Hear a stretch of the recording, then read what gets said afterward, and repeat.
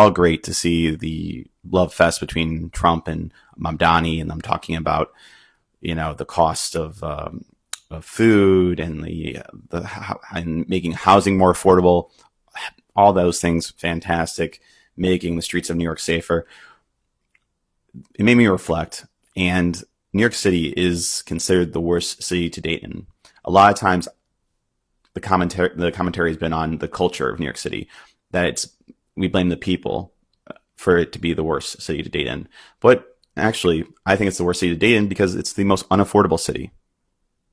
Simply that. It's the most unaffordable city, especially for singles. There's around 46% of the population in New York City is single.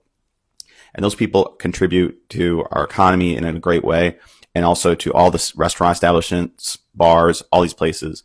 And yet singles are the ones who are having to deal with a lot of stigma when it comes to why they're struggling with dating, or, doing a bunch of things to try to go and put themselves out there to go on dates to expensive, restaurants and bars. And even the bars or restaurants that seem to be reasonable in price still are running you close to $100 or more for an average date night. The unaffordability, and the high prices that we as New Yorkers have to pay, it's fine for couples. Like, couples can get by, but like when it comes to singles, it really impacts the way you're going to go and date. It's going to impact who you're going to be open to making a connection with. Every decision has to be intentional. So, as a matchmaker, that might be fine because I get people who don't want to waste their time and don't want to waste their money on going on so many dates, because it adds up. The price adds up. The money adds, what you spend adds up. But still, we have to address this issue of how unaffordable New York City is. And if Mamdani does that, great, with the assistance of Trump, cool. But that's why New York City is the worst city to date in. It's the most unaffordable. And if I was a single person, I would be very cautious to go and actively date in this city.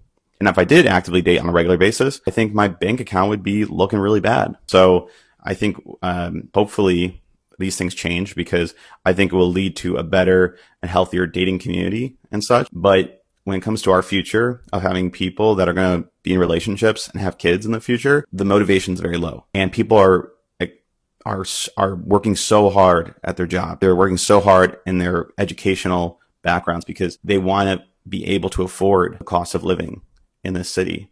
And it's ridiculous. So, I try to have hope for New York City, but I understand why it's the worst city to date in, because it is the most unaffordable city in this country.